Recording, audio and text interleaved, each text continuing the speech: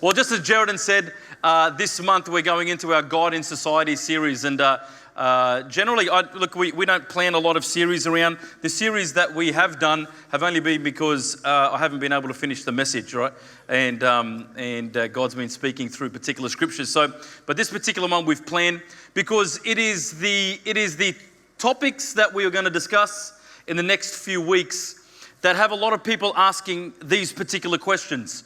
And to show you how easy it was, the guy who generally we go and see at a coffee shop asked me how church was, doesn't know the Lord, asked me how church was, and I said, oh yeah, we're doing this thing this month, and I explained it to him, and he said, what time is it on, and when is it, and when is this science versus God one on? I want to come to it, and can you please send me the links? And it was that easy. Just he has got questions. He's reading books by Richard Dawkins, hey, and that has got him asking more questions about life, and because like most atheistic evangelists, there is no meaning and purpose to life, and so we all know inherently that that's not the truth, and so he's asking questions. Another little quick story. I was at the barber's yesterday getting my hair cut, and what else do you do at a barber? To play tempian bowling, I don't know, and I was there, and the guys were telling me how on Thursday and this is incredible about how sowing seeds is important. That there was this guy getting his hair cut in his mid-40s, a lot younger than me, and he was I should say a lot older than me, and he was getting his hair cut, but he kept talking to the two barbers about Jesus. I love Jesus, and Jesus is amazing, man. Do you guys know Jesus? And one of them says, yeah, I go to church. The other one says, nah, man, I used to go when I was a kid. And he goes, man, you've got to get back to church. Jesus is awesome. He's amazing. Anyway, they felt like, okay, this guy's preaching to us. So they just cut his hair really badly. And then they, joking. And then the man got up and said, hey, would you mind if I pray for you? And the barber goes, oh, okay. And so he prayed for him real quick. And as he got to the counter to pay, he blessed him. The whole haircut and beard and everything that he had going was for about $40 or something, I think he said. And so this man said to him, look, I want to bless you with $50 on top of that. And he said, well, no, I don't want that. He goes, no, look, the Lord just told me to bless you with it. And the barber was so shocked he didn't want to take the blessing. And he said, no, man, I want to give it to you. I'm just going to leave it here, right? And he left it for him and left. 2 days later, in walks me. And they know that I'm a Christian and a pastor. And as we're talking, they're telling me the story. And the young man who doesn't go to church, who was the person doing the haircut, says to me, man, do you think it's a sign from God that I need to get me and my family back to church? Yes, it is. Yes, it is. Yes. What church do you go to? Well, actually, isn't that incredible? That man that sowed that seed has no idea what happened on the Saturday. But God, obviously, and I turned to him and I said, hey, Joe, God's got your number, hasn't he? And he goes, yeah, I think so, bro. I think so. I think I need to get my family back to church. I said, yeah, I think you do, mate. See, it's so easy to talk to people when you love the Lord. Doesn't mean the results are always like that. We know this. But the reason why we're doing this month is twofold. One is so that people, you can invite friends and send them links as well so that they've got some answers maybe that they don't consider. And the reason for that is that when you go to Google anything about God, we're inundated 50-1 on the reason why God doesn't exist as opposed to why he does exist. There are so many people out there that want to disprove God's existence. It's funny. The reason it's funny is because they don't believe in God. And they spend an enormous amount of time trying to disprove something they don't believe in. It's like spending a lot of time on something that doesn't exist, apparently, which is very funny to me. What a waste of time, right? And so we want to do this so you have these links. The second fold is to show you that you do not, as a Christian, you do not have a blind faith. It is an evidence-based faith. God is not afraid of questions. He is the great answer.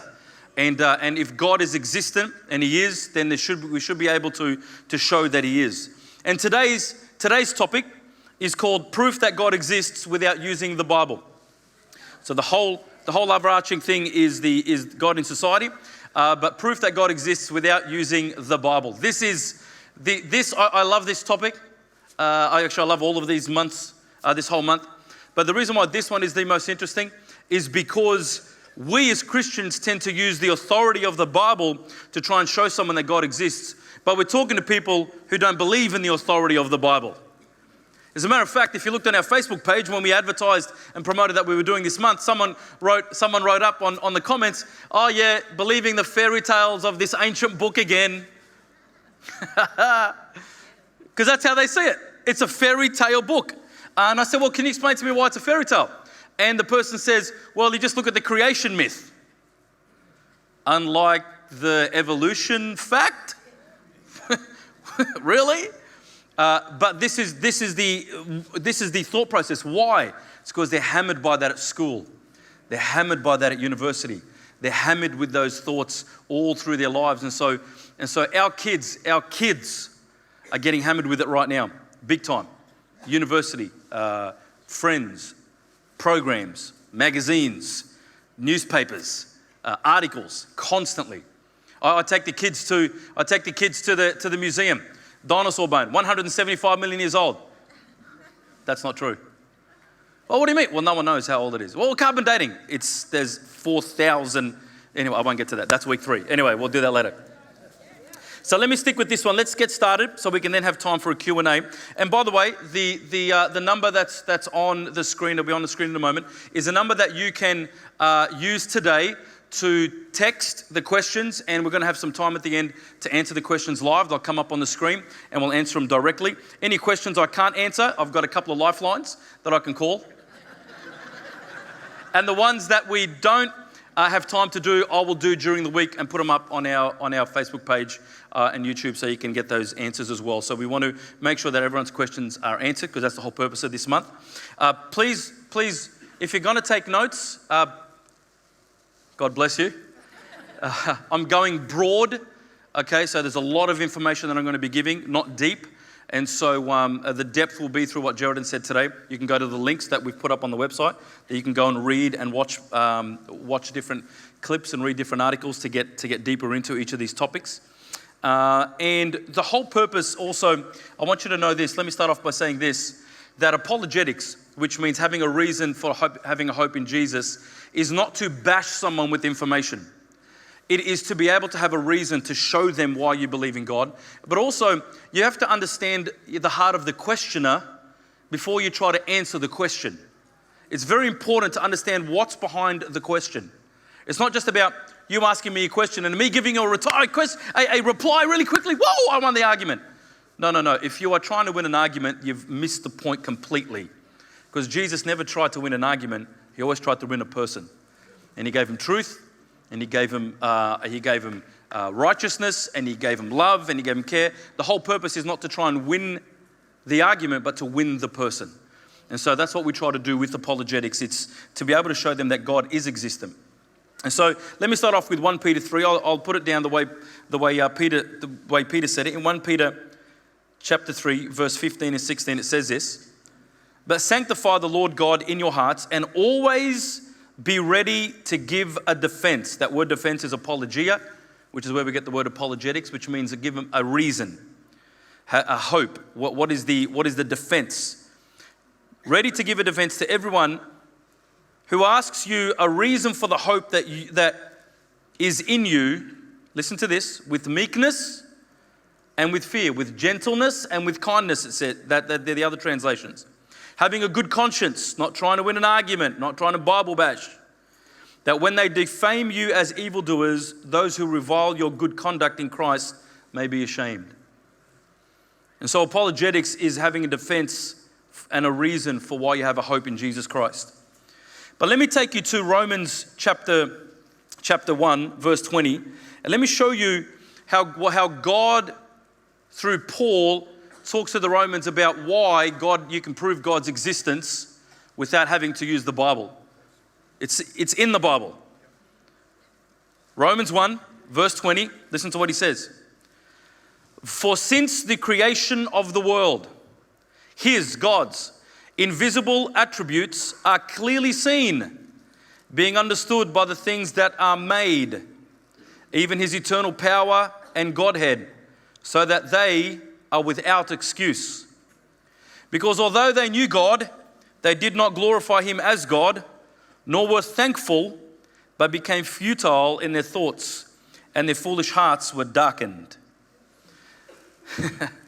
Professing to be wise, they became fools, and changed the glory of the incorruptible God into an image made like corruptible man, of birds and four-footed animals and creeping things. You see, it is in creation that we should be able to see the invisible qualities and attributes of God. It's in his creation that we should be able to see his eternal power. And today, I hope that we go some way, if you don't know this, to show you this, and if you do know this, to give you more of a confidence that I have an evidence-based faith, not just what is normally thrown at, and accused at Christians as having a blind faith. Today, I will be I'm just checking that there are no candles around me because it could get pretty passionate today. No, all good? Excellent. Today I'm going to present three arguments. I'm going to present the moral argument.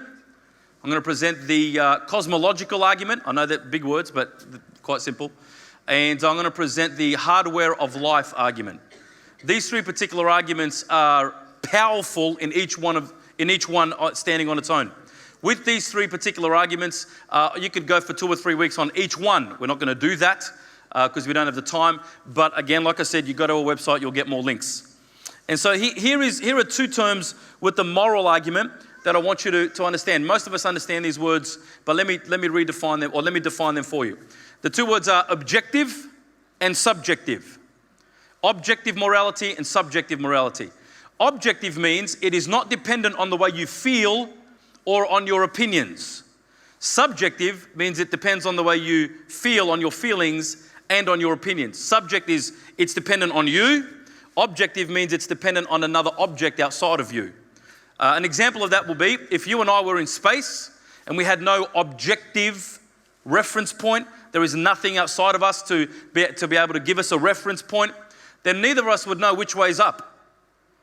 To my subjective view, I'm standing up, you're upside down. But to your subjective view, you're the right way up and I'm upside down. And so that's what subjective means. So subjective morality is my standard of morality, and your subjective morality is your standard of moral values, but objective morality is a set of moral values that are outside the both of us. So objective morality is a set of moral values that we both live by that's outside the both of us. And here's how the moral argument goes. If God does not exist, objective moral values do not exist. However, we can observe objective morality in everyday life. Therefore, God exists. Just let that sink in for a minute. The question you should be asking is, okay, George, well, how do we observe objective morality in our everyday lives? Here's one way that I could show you this. In every culture, in every nation, across all eons of time, we all know what the basic moral values are across all of those spectrums. We all know that murder and theft and abuse and harm is wrong. There is no culture, there's no nation, there is no people group that has not known that these things are wrong. How is it that across all eons of time, that these things are all the same across every nation, every language, every people group, every culture, every person knows that these are wrong. And when the culture doesn't know it's wrong, the rest of humanity goes, something wrong with that culture. So how do we all have that same standard? Because if there is no objective moral code, if there isn't a moral standard outside of ourselves, then what's to differentiate between good and evil? What tells us what's good and what tells us what is evil? I want you to think about these because some of these things I'm saying today, you sort of know inherently, or you know automatically, or you've lived this way and you go, yeah, George, yeah, we know this. But you've got to ask yourself, why? Why do I know these things? For instance, why is your human life, the value of your life, the same as the value of my life? Why isn't your life more valuable than mine? Or vice versa? Why isn't a human prosecuted when they squash a cockroach? For murder, why aren't they prosecuted? Or when you spray that fly, or shoot an animal, or do any of those sort of things. Why aren't you prosecuted for murdering an insect? Why do we then therefore frown on humans who live their own moral value? So for instance, like Hitler, why do we all get upset with Hitler? What's the reason? Think about that for a minute. Why is Hitler bad? I know, see, for some of you, like, that's a stupid rhetorical question. No, it's stupid because you've got a standard. It's not stupid if there are no moral standards. So, if we were to say this, if we were to say that Hitler was immensely bad, but Mother Teresa was immensely good, the question really is, compared to what? Compared to what was Hitler bad? And compared to what was Mother Teresa good? None of these make sense if there is no God that has given us a moral, objective moral standard. None of this makes sense if we don't have a code that's given to us rather than what's in us and what we say it is. So for instance, you could have a moral value that's very different to mine, and I could have one that's very different to yours. And there are certain levels, of course, there are certain standards that will happen. For instance, the way you decide that you would like to, you don't think it's right, you don't think it's bad lying to people. And it's okay. Little white lies, you call them little white lies. No such thing, by the way, but little white lies. And so you have these little white lies, and it's okay to do that because it helps me further my agenda. To me, it may be really horrible that you have little white lies because I can never trust you. But to you, it's okay because I get to achieve what I want to achieve through my life. I want to get the wealth. I want to get the accolades. I want to do these things. And so I want to know how to best get them. So I'll lie a little bit. It's okay. So what makes it wrong that you lie and I don't? It's interesting when you look at the moral argument. Let me put it this way for you. I'll give you an example of a leaf. L-E-A-F, a leaf. A leaf example. None of us, when a leaf falls off a tree and lands on your veranda, says to ourselves, we go over to the tree and go, look, where the leaf landed was evil. See, it even sounds silly saying it. None of us goes to the leaf and go, you're evil landing on my veranda. Or, that's a good place to land. Well done, little leaf. Great place to land. No, why? Why don't we do that? Because there is no prescribed way, there is no prescription in the way that the leaf ought to land.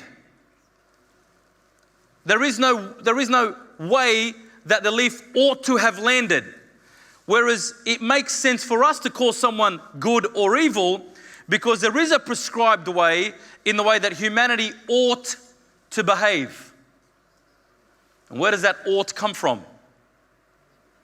Where does the ought come from? Where does this, a human ought to live like this, but ought not to live like that? A human is prescribed to behave this way. And there are moral standards that are ingrained in us. So there has to be, isn't it, I'll put it another way, you don't find a child that's been brought up horribly, abused, horribly mistreated, has no standards being placed on them, no boundaries. You don't ever see a child that's been brought up that way live good. You always see a child that's been brought up that way think it's okay to rape other people. They think it's okay to rob, steal. They think it's okay to harm other people to get my way or to protect myself. Or they're damaged where they go into themselves and they regress. It shows us that there are differing standards that cause us the way that we ought to, right? So if that's how a child behaves, if they've been abused their whole upbringing, then that shows us that when we're not brought up that way, but we have standards, we are teaching those standards on a child on how to be good. None of us have to teach our children how to be bad. We have to teach our children how to be good. We have to give them boundaries. If they want to be contributing members of society, we have to teach them that you can't just have whatever you want whenever you want it. And parents, please teach your kids that because the rest of us are going to work with them when they get older. And sometimes I feel like backhanding some of them. You should have had that when you you should have had that when you were 2, right? But now you're 22, I've got to do it. And so the moral argument goes to show that there must be a God or an intelligent being that has given us a moral code in order for us to live by. Otherwise, it would be a nightmare, and this place and this planet would fall into anarchy. Your standard and my standard are different. It's okay for me to come to your house because it's not your house. I want it to be my house so I can kill you and take your house and your belongings. This is what happens if there isn't an external moral code. And the reason why we have particular beliefs is because it comes from somewhere outside of ourselves. So some of the questions I do get, and some of you may ask today, is one of the common ones, but I know the difference between right and wrong. Well, how did you know that? Well, my parents taught me. And how did they know that? Well, my parents taught them. And how did they know? Their parents showed them. And how long did they know that? And this infinite regress keeps happening. It has to come out from something outside of ourselves for the fact that everyone has got the same standards. Everyone has got the same basic moral standards.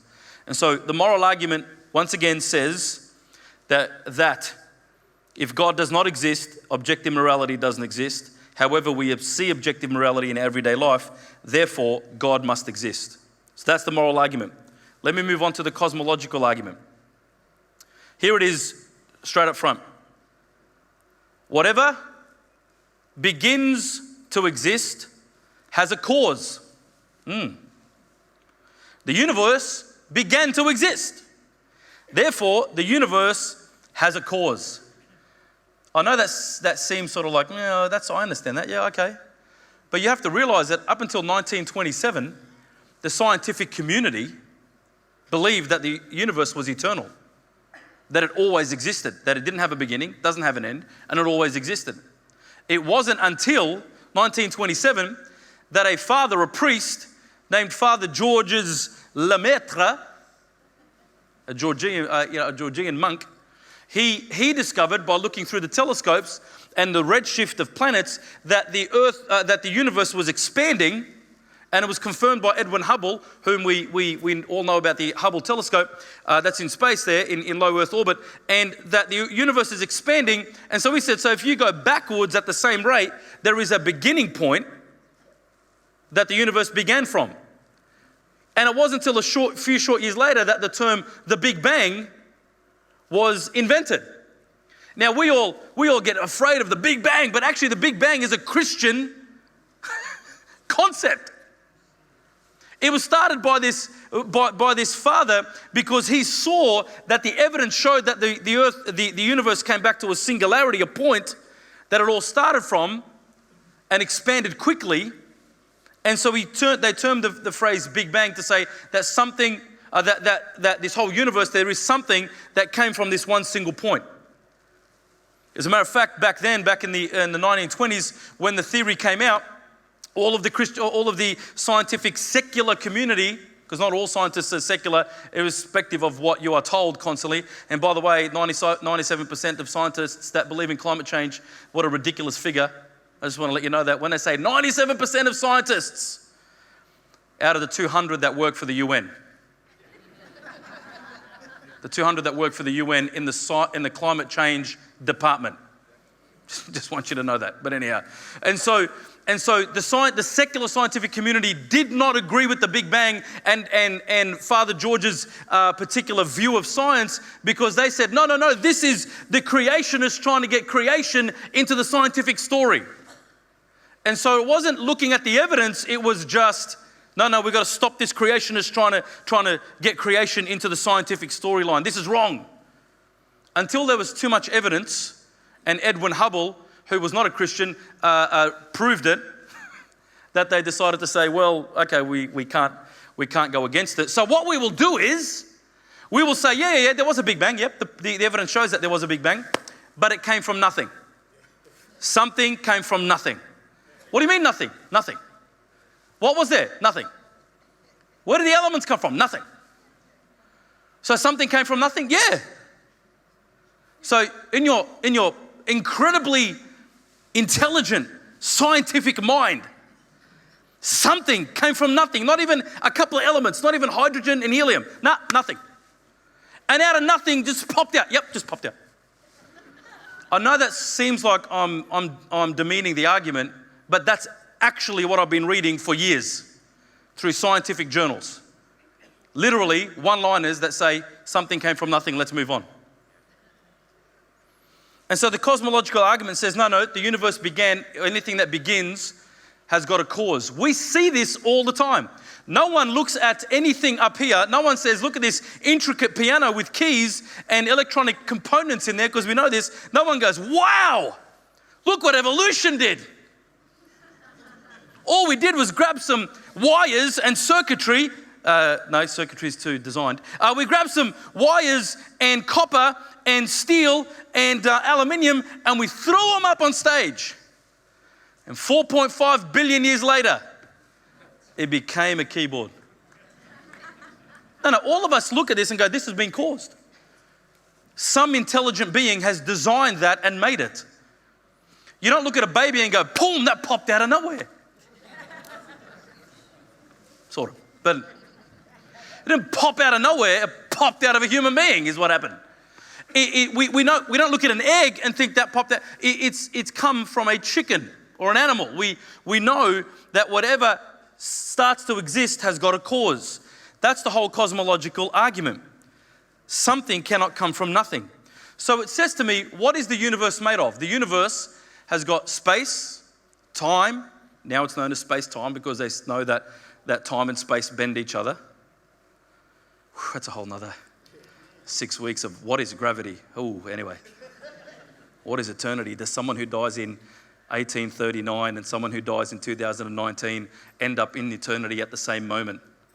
Enter into eternity at the same moment. Whew. Let that fry your brain for a little while. Anyway. So if the Big Bang, if the universe is made up of space, time, matter, and energy, then whatever caused the universe has to be, listen to this, spaceless, timeless, immaterial, so without any matter, unimaginably powerful to create all that energy, personal, so to want or have the ability to want to create, so there's a personality, and has to be uncaused. So they're spaceless, timeless, immaterial, unimaginably powerful, personal, and uncaused. This is the description of the being that has to create the universe and bring it into existence. Because you cannot have something, it's a logical contradiction to say that something created itself. So the universe could not have created itself. Why? Because something, therefore, that is self-created must exist and not exist at the same moment. What? What did you just say? Let me say it again. If something created itself, then it has to exist and not exist at the same moment. That's a logical contradiction. It cannot happen. You can't have a square circle. Is God so powerful? God is so powerful that he can do anything. No, he can't. He can't lie. God can't create a square circle because it's a logical contradiction. It doesn't work. And so, spaceless, timeless, immaterial, powerful, personal, uncaused. The uncaused part is the part that some philosophers have a trouble with. They can agree that this being has to have, if there is a being, has to have those qualities. But why is it uncaused? Well, because of this thing I mentioned a moment ago called the infinite regress. Which means if you start saying, well, who created the creator? Then who created that creator? Then who created that creator? Then who created that creator? Who created that creator and that creator? And then that creator and then that creator and then that creator? And we could be here for all of eternity saying who created the creator. Which means that if we have to keep going back with that infinite regress, then none of the creators create anything. How far back do you have to go before anything is actually created? You can't, because it keeps going back. It's called the infinite regress. Which means that there has to be an uncaused first cause. An uncaused first cause is the being that is spaceless and timeless and immaterial and powerful and personal. This uncaused first cause is what's created the universe. And so then the philosophical questions start, which, by the way, all of these are philosophical. None of these are science-based, but science shows this. The philosophical question starts, well, what was God doing before creation? I don't know. Having community with himself, in between himself, Father, Son, Holy Spirit, and whatever dimension God is in.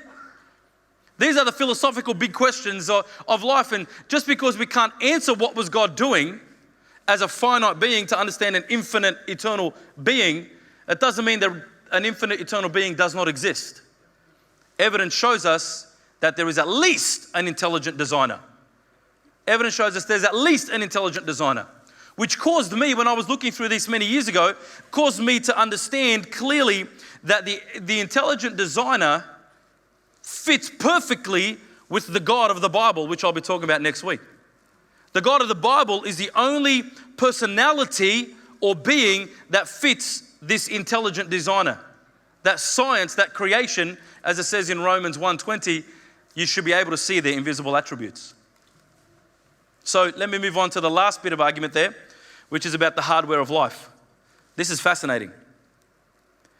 Proteins are the building blocks of you and I. You and I are a bag of proteins. A lot of atoms, a lot of cells, a lot of things happening in our body. But proteins are an important building block of who we are. Proteins are very important.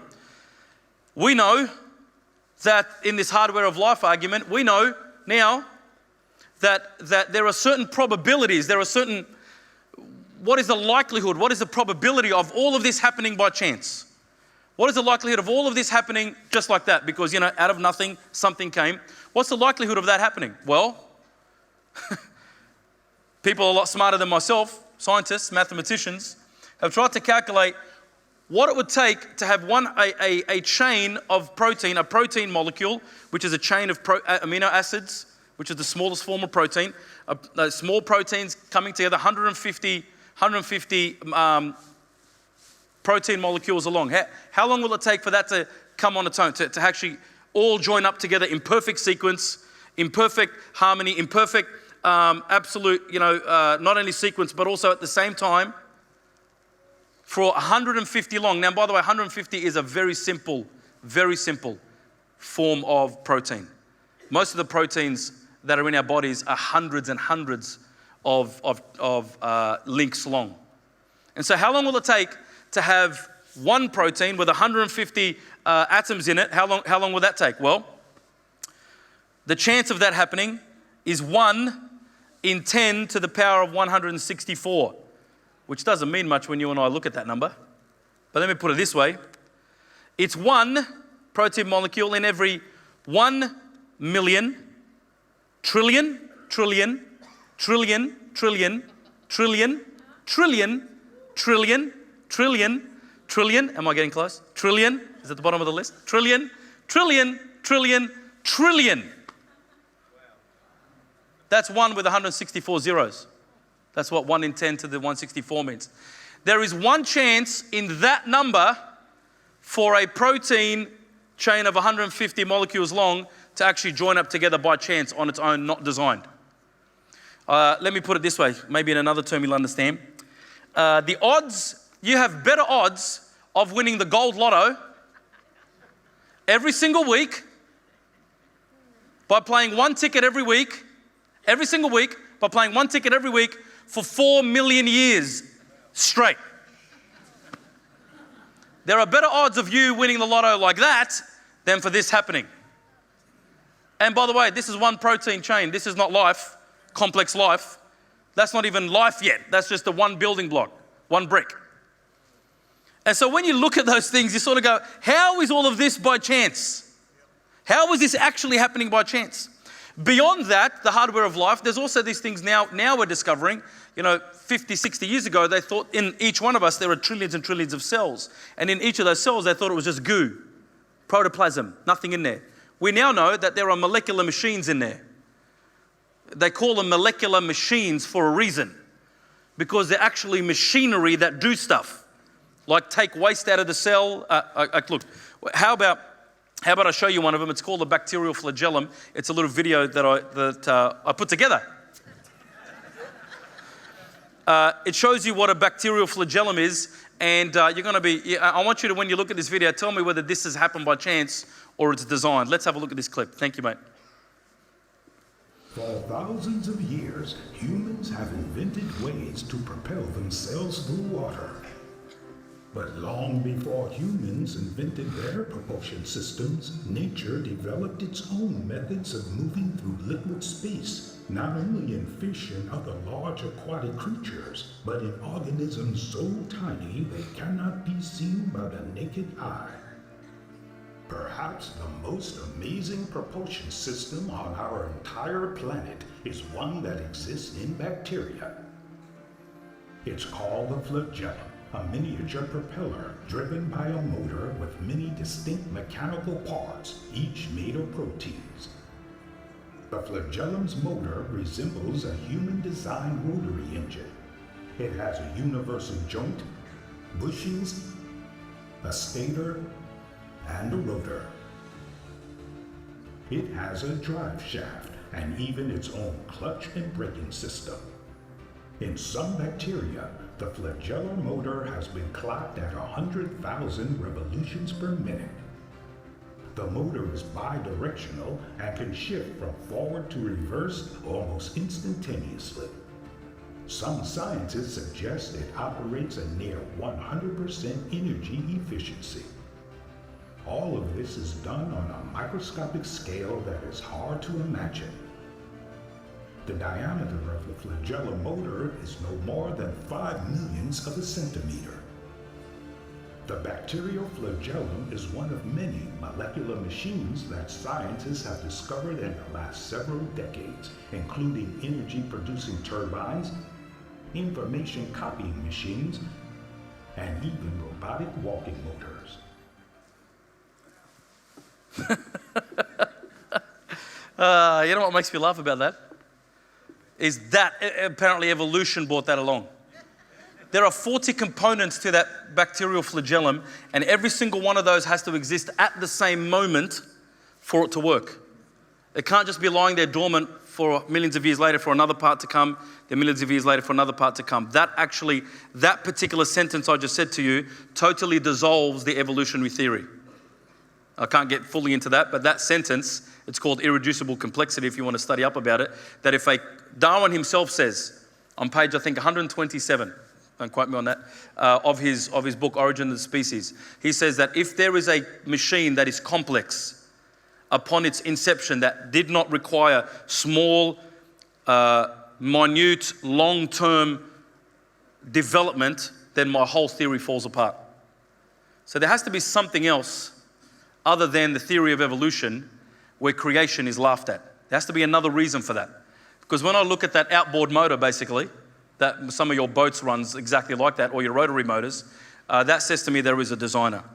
Beyond that, there is also, now they've just recently found another particular flagellum. It's actually got 7 motors in it. It looks like this. They can only do a little cartoon version of it. It's got 7 motors, those orange motors that run just like that other flagellum. It's called the hyperdrive flagellum because it's got 7 of them. So this is design. This third video, I just want to rush this little last bit so we can have time for Q&A. This next video is just going to play as I'm speaking. This is your, if you can put that on, Isaac. This is your DNA strand. Your DNA strand, which is, you've got trillions and trillions of these in all the cells of your body. This is what it looks like when it's pulled out and it's opened up. It actually gets opened up like that by a machine called the helicase, which will come up in a moment. Now this machine down here, actually it's a machine in your cells. Billions of these are in your body right now doing this exact thing. Right now, while you're sitting there, this is happening. This helicase is actually unzipping your DNA and copying it. On either side of the DNA, the right side is copying the right way, but the left side, you can see it moving left and right. The reason why it's moving is because the DNA on that side is in reverse. So it has to know how to reverse engineer the DNA information in order to copy it. That blue thing right on the left-hand side there right now, unzipping, that is moving at the speed of a jet engine. Jet engine, that's how fast that thing's unzipping your DNA and copying it. What we have here is the DNA in your cell as it pulls out. These histones are actually balls of protein, and you think, well, how does the DNA strand sit in my cell?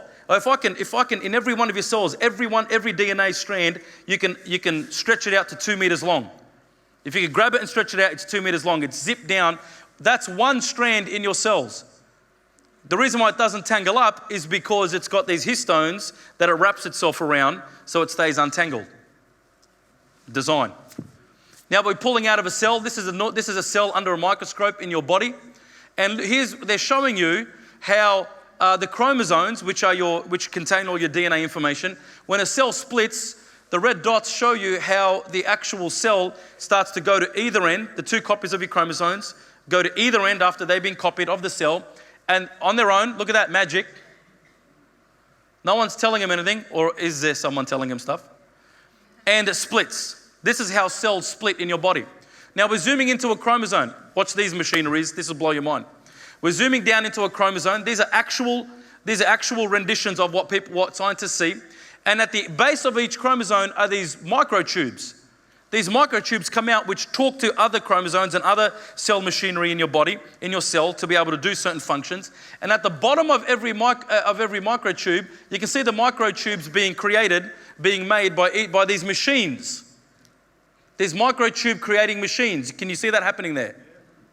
So as these tubes are being created, they look at the tension and the extension of these tubes, and they start to turn green, depicted here on the video in a minute, when they realize that the microtube has gone as far as it needs to, and it's got the tension that it needs to for the chromosome to be able to start to replicate.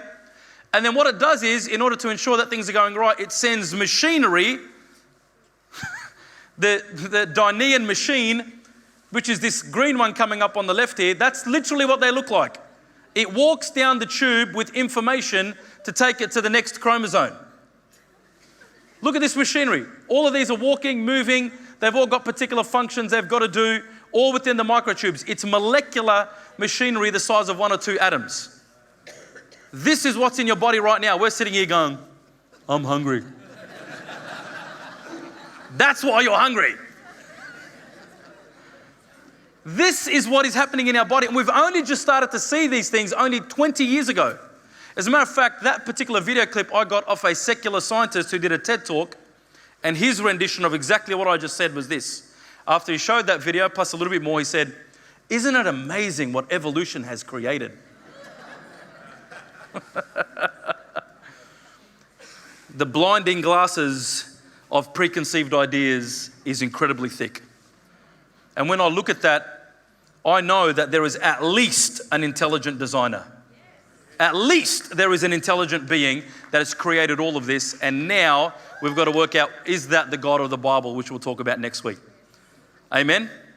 All right. Well, we're going to go into the Q&A segment before we close the service over the next 15, 20 minutes. And so if you do have a question, please make sure you text that number on the screen. I didn't say this before, but I'll say it now, that it is anonymous. This is a prepaid SIM card, so no one knows it's you. So no one will laugh at you, okay? No question is silly, but we are vetting the questions, and the reason why we're doing that is to ensure that as many people's questions are answered. So if there are 4 or 5 that are similar, we'll sort of squash them into a one topic. So if it looks like it's your question but it's been changed, it's like that for that reason, so we can try to hit up as many as we can. But all right, we ready? Are my lifelines ready? Excellent. All right. All right, not nervous at all. Let's go. First question. I agree that there is an intelligent designer, but why would you believe it is the God of the Bible? Geez, let's go for a really short one. I believe that there is an intelligent designer, but why would you believe that it is the God of the Bible? Well, next week I'm going to delve into more of this, but let me just say that I believe it's the God of the Bible because the intelligent designer has to be personal. The story of the creation and all of the science that's in the Bible, by the way, there was a lot of science in the Bible, we'll talk about that next week, lines up with all of the scientific discoveries that we are making along the way. Plus the fact of the prophetic element of the Bible, plus the fact of not only the scientific and the prophetic, but also the attributes of the intelligent designer that have to have created the universe. I believe it is the God of the Bible. Plus the fact of the resurrection story, which is provable. And so if Jesus did die and did rise again, without any external forces and without any person raising him from the dead other than himself being God, then that has to show that this intelligent designer is the only one, or the God of the Bible is the only intelligent designer that could have created the universe. Also, the 4 big questions of philosophy, which you've heard me talk about before: origin, meaning, morality, destiny. Where did I come from? What's the difference between right and wrong? Meaning, what's the whole purpose that I'm here on the earth? And where do I go when I die? All of those can only be answered by the Christian worldview coherently and corresponding truth. So let me say that again. Origin, meaning, morality, destiny. Those four big philosophical questions that every human asks at one stage of their life can only be answered in a corresponding truth way, which means it can be proven outside of itself. And it's cohesive when you put those four answers together only through the Christian worldview. No other worldview, no other religious view can do that with those four big questions. That's a big tell as well. So hopefully in a short way that would have helped answer that question. Next one. Why can't we just have a subjective moral value? No? What? Which one? Did you change that for a reason? All good? This one? Okay. Someone's mucking around. Do I need to change the adjudicator back there? Or why can't we just have subjective moral values? Why isn't that enough? Okay. Why isn't it enough to have subjective moral values? I'll answer this in the same way Ravi Zacharias answered this, which is, do you close your door and lock it at night when you go to sleep? Why? Because of other people's subjective moral values. That's why you do it. If everyone had the same moral values as you did, which let's say you had good moral values, I don't hurt anyone, I shouldn't steal from anyone, I should not lie to anyone, I should not take what's not mine, I shouldn't kill in order to advance my own wants and needs, then you wouldn't lock your door. But you lock your door because you realize that not everyone's moral values are like yours. That it's literally when people don't have, if we were to rely on subjective moral values, then we will get, let me give you an example of almost like the epitome of subjective moral values. That would be China under Mao, who killed 60 million of his own people. That's subjective moral value. Or under Pol Pot in Cambodia, or under Hitler, as we know. As a matter of fact, because of subjective moral values and atheistic worldviews, people say that religion has caused the most blood, has spilt the most blood in the 20th century. No, my friend. No, my friend. The atheistic subjective moral value belief system has spilt more than 120 million people's blood in the 20th century. And by the way, religious wars, when people say, what about the Crusades? The Crusades, in short, were a defense of Islam trying to take over the world. They were sent by Spain. And were there atrocities done in there? Of course, we were. We're not saying that they were perfect in all that they did, but that was what it was in response from. Why? Because Christianity is not about going to war to win people to Jesus. Christianity is about defending the faith. And so that's a short one, but we'll talk about that in the coming weeks as well. So that's why subjective moral values is a joke, because not everyone's moral values are the same. Next, are you guys okay? We're almost done. Next one. Any more? Oh, here we go. Why would you disbelieve in the theory of evolution when it is one of the most tested biological theories ever? Are millions of people lying? Great question. Yeah. I'll tell you what I do believe about evolution. It's a joke. But let me tell you why. There was a ding. Microevolution is possible. Microevolution means small adaptive changes to a species for it to adapt to its surroundings. Like Charles Darwin, the father of evolution, observed these birds on the Galapagos Islands, and he observed that certain types of birds had shorter beaks because they developed shorter, stronger beaks because they had to break harder nuts to get food. And so over time, their normal long, softer beaks had to become shorter and harder in order to break the nuts to be able to survive. They call that evolution. No, that's called microevolution. Adaptation is another word for it. Notice that the birds didn't go from a bird to a monkey. Notice it didn't change species. That's what macroevolution is. Macroevolution is a goo turns into a reptile, it turns into a fish, which turns into a reptile, which turns into a mammal, which becomes human. And it all started by rain on rocks, by the way. That's how it started. The reason why I don't believe in the theory of macroevolution is because there is nothing to prove it. I know this question says the most tested biological theories. It's tested, but it's not proven. It's still a theory. As a matter of fact, there is more faith, is what I can see from the evidence. There is more faith to believe in evolution than to believe in a creator. There is a lot more faith that is needed into evolution. And then it says, and this is a good part, are millions of people lying? No, they're not lying. What they are doing is they believe the presuppositions that have been told to them long before they get to a place of any evidence-based. So here's another example. If you and I are outside right now and we're digging the grass area and we pull up some bones, what have we found? Bones. Does the bone have a tag on it that tells us when it died and how old it is? No. They're just bones. They may look old compared to what, but they look old. An evolutionary scientist will say, oh, look at that. I wonder how many millions of years that is. Let me go prove that it's millions of years old. What you don't hear is that there are multiple ways, multiple times, where something is being carbon dated and carbon dating is a whole nother world, again, in a couple of weeks' time, science versus God, week 3, where carbon dating has been used to date a set of bones that have come out to be 20, 30, 40, 60 million years old, but they were actually the pig that was buried there 40 years earlier. I'm not joking. This sounds like a joke. It's not. That's what it's come out. We don't hear about a lot of that because carbon dating, as wonderful as it could be, has got severe limitations. Same with radiometric dating. Any of those sort of dating have got severe limitations. Not only that, they have an enormous amount of assumptions. So this is what I normally say when someone says to me, what about the theory of evolution? I say, not a problem. If you want to believe, if you choose to believe in evolution, you believe in the theory of evolution. I believe in creation and a creator. But don't you dare tell me you've got more evidence for this than I have for that. That's not even remotely true. I want you to know that as a Christian.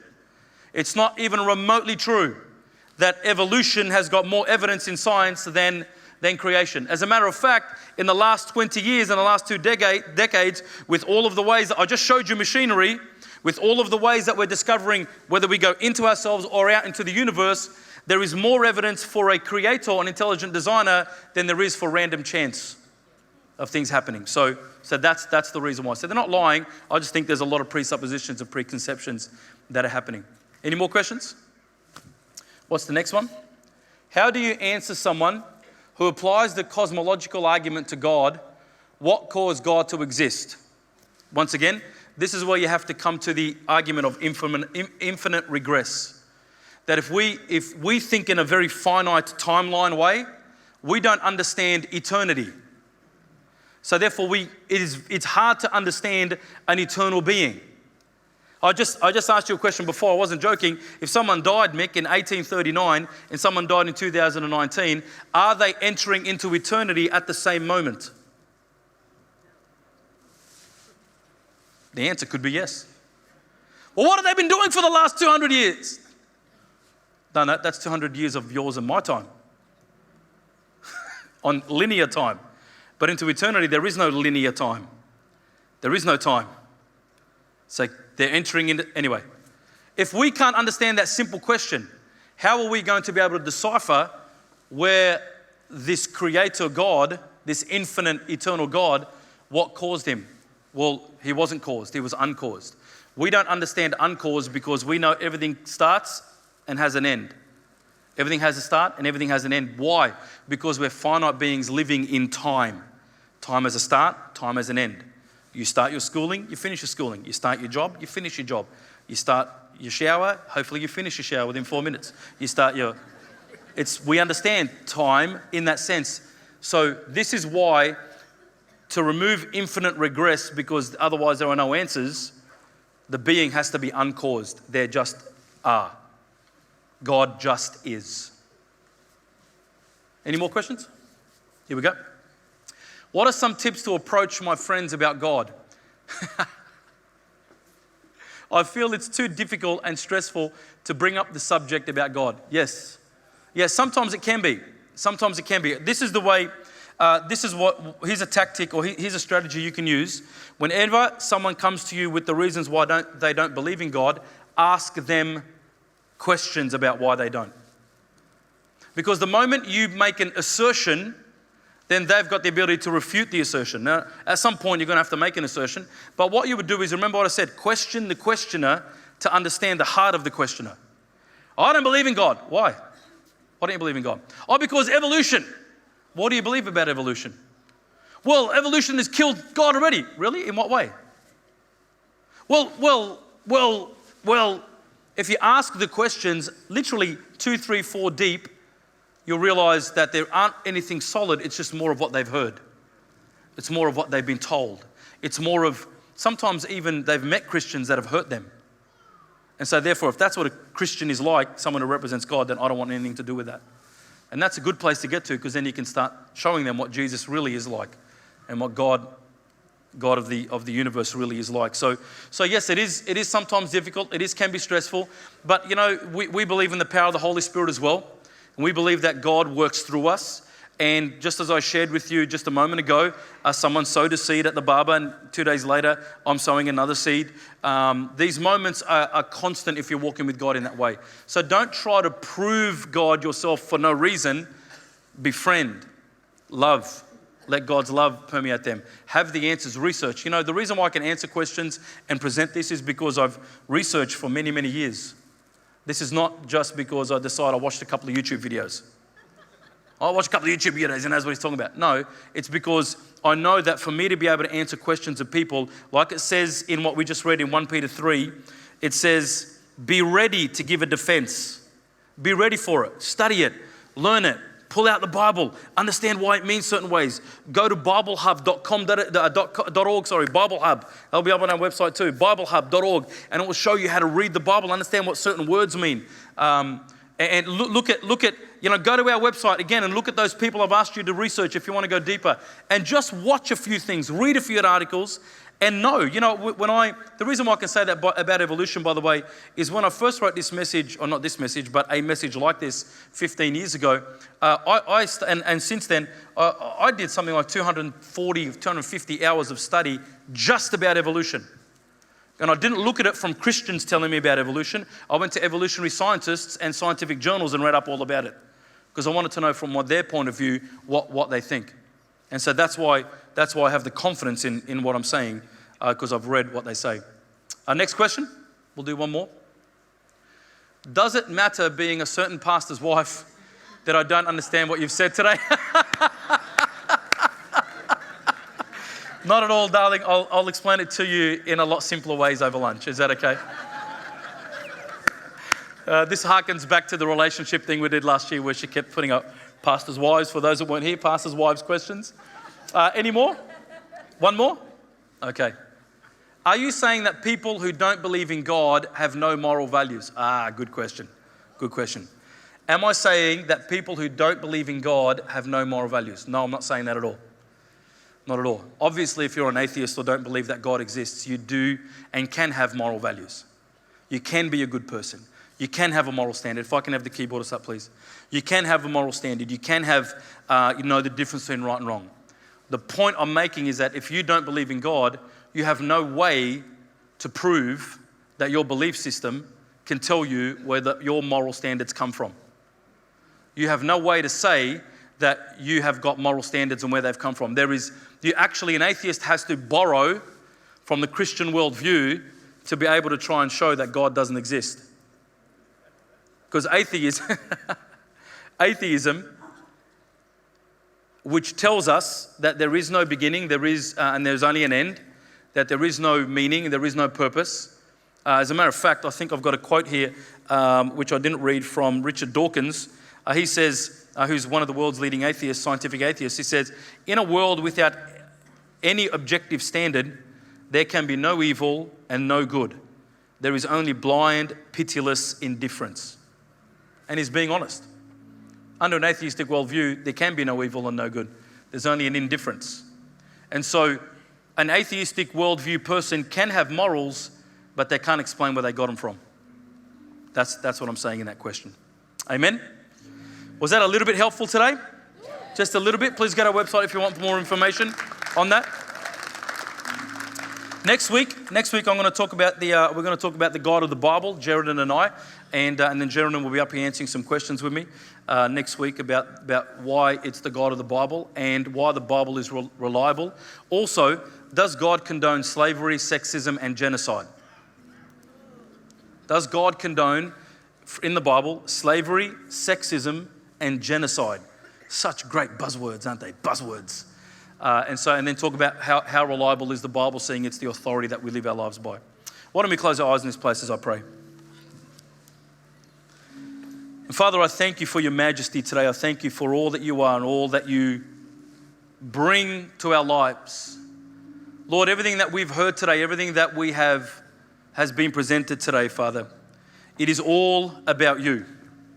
That you are a God whose qualities and attributes are visible through your creation, as it says in your word. That really, if you truly exist, and if that verse is true, and we know it is, that we should be able to see you through the very things that we look at. And Father, today, I pray that what was presented could show people at least the start, that there is a confidence in an evidence-based faith in you, because you do show your attributes through your creation. Your invisible attributes, your power, your strength, your design, your personality through what you've created. And if there's any people while our eyes are closed in this place that do not know this God that we're talking about, the one who sent his son, Jesus Christ, to come onto this planet to live with us, amongst us, and to die for us, that every single human needs to be redeemed. That word redeems means to be made right with God again, because we made the very bad mistake of walking away from him because we wanted to know. We wanted to have our own reasoning, our own ability to know how to do life, and we walked away. But Jesus sent his son to take away the sins of the world, to take all of that pain, all that suffering away, to say, I will take that upon me and pay the ultimate price and give you my life. I'll take your life of unrighteousness and give you my life of full righteousness to be right standing with God. And you're hearing this message and you're thinking, okay, maybe today, maybe there is this intelligent designer. Maybe I'd like to know more about this. Well then, let me pray with you today for those whose hearts are in the valley of decision, and that God could speak to you today, and he will. Father, I thank you for those hearts today. I thank you that your heart is in their hearts, my God. I thank you that your words are in their minds today. Let your love saturate them, my God. Let them know that the very God who made the tiniest of little molecular machines knows every single hair on their head and knows them personally. That the God that can create that knows everything about us. And still, he gave his life for us and died for us. And Father, I pray that right now, whether their heart's beating or they feel that this is for them today, let them make that decision to come to know you in a very real way. In Jesus' name I pray, by your Spirit. Amen and amen.